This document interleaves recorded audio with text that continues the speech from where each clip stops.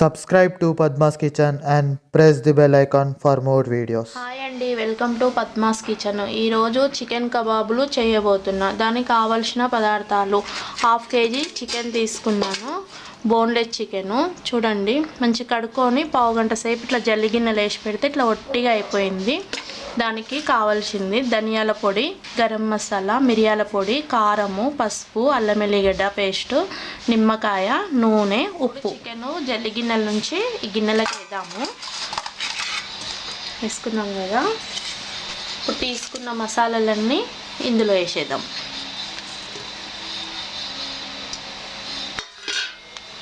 వేసిన తర్వాత ఉప్పు 2 టీ స్పూన్లు, కారం వేసుకున్నాం కదా, ఒక హాఫ్ టీ స్పూన్ ఉప్పు వేద్దాం. కలుపుదాం మంచిగా ఒకసారి.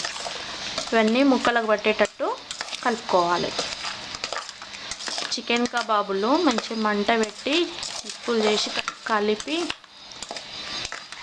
కాలుస్తుంటే ఏమో టేస్ట్ ఉంటుంది. చూసిరు కదా, ఇంతవరకు ఇట్లా కలిపినాము. ఇప్పుడు నూనె పోద్దాం. నూనె 1.5 పోద్దాం. నూనె ఎక్కువ పోసుకుంటే మంచిగా నిప్పుల మీద బాగా గాలి టేస్ట్ వస్తుంది. ఈ పావుతో 1.5 పోసిన. ఇప్పుడు నిమ్మకాయ ముక్క పోద్దాం. నిమ్మకాయ పులుపు పోయడం వల్ల ముక్క గట్టి పడుతుంది, కాలుతుంటే మంచిగా గట్టిగా ఉడుకుతుంది. చికెన్ మెత్తగా ఉంటుంది కాబట్టి మంచిగా వస్తుంది. ఒక్కటే ముక్క సరిపోతుంది, 2 ఎక్కువ అయిపోతుంది. హాఫ్ కేజీ చికెన్ కదా, ఒక పీస్ సరిపోతుంది.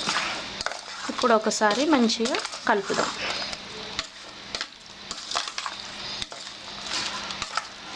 ఒక ½ అవర్ నానబెట్టుకోవాలి. ఇట్లా కలిపిన తర్వాత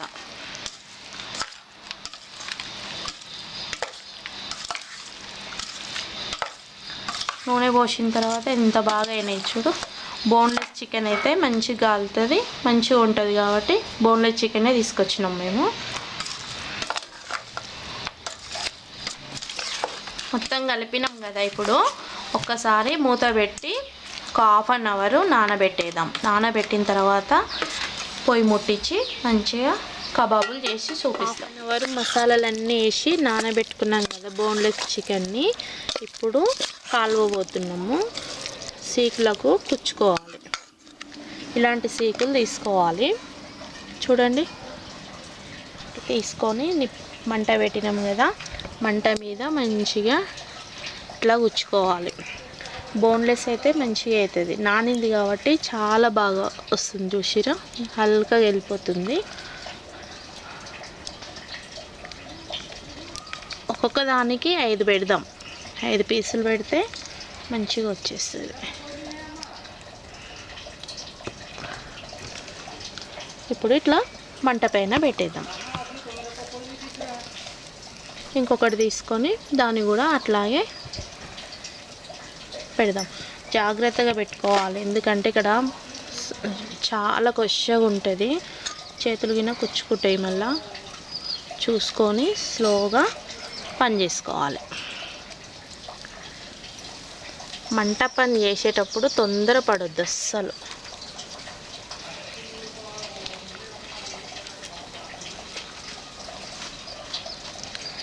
చూసిరు కదా, 5, దానికి 5, దీనికి 5 పెట్టినాం.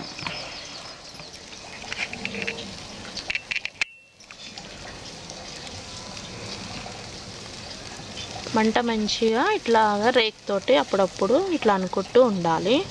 మంట మంచిగా తగులుతుంది, పొగ రాకుండా ఉంటుంది. మేము ఉండేది హైదరాబాద్ ఉన్నాయి, కానీ పక్కలో కొంచెం ప్లేస్లో ఇట్లా మంట పెట్టుకొని అప్పుడప్పుడు ఇట్లా చేసుకొని తింటూ ఉంటాం. పిల్లలైతే చాలా ఇష్టంగా తింటారు. ఎంత బాగా కాలుతున్నాయి కదా. సన్నటి మంట మీద కాల్చుకోవాలి. మరీ పెద్ద మంట పెడితే మాడిపోతాయి, లోపల ఉడకదు. ఇంత మంట సరిపోతుంది. అప్పుడప్పుడు సీకులు కూడా ఇట్లా తిప్పుకుంటూ ఉండాలి. స్టాండ్ లేకపోయినా కానీ మంచి ఇట్లా పెట్టి కాలవడానికి మంచిగా ఉంటుంది.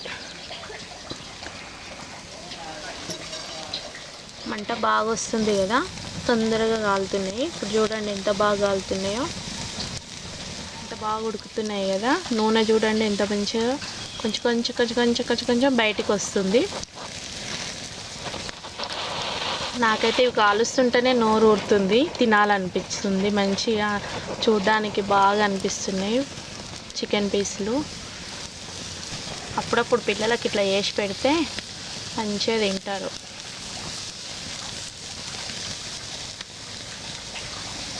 పెద్ద రిస్క్ ఏమి ఉండదు. మసాలాలు కలిపి ఒక ½ అన్ అవర్ పక్కన పెట్టేసి మంట వేసుకుంటామా అంటే ఇట్లా ఈజీగా చేసేసుకోవచ్చు. బయట కూడా ఉంటాయి, డబ్బులు పెట్టి కొనుక్కోవాలంటే ఏవైనా దొరుకుతాయి, కానీ ఇంట్లో చేసుకొని తిన్నట్టుగా ఉండదు.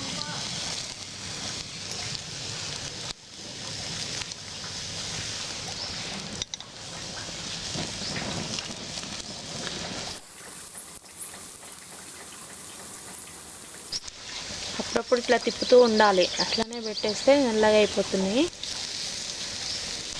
చాలు, ఇంతవరకు మంచిగా కాలినాయి. కాలనివి ఏమైనా ఉన్నా గిన్నెలో వేసిన తర్వాత వేడికి దగ్గరికి వచ్చేస్తాయి. ఉన్నప్పుడు ఒక పేపర్ లాంటిది తీసుకొని ఇట్లా అనేసుకోవాలి. చాలా వేడిగా ఉంది, కాలుతుంది.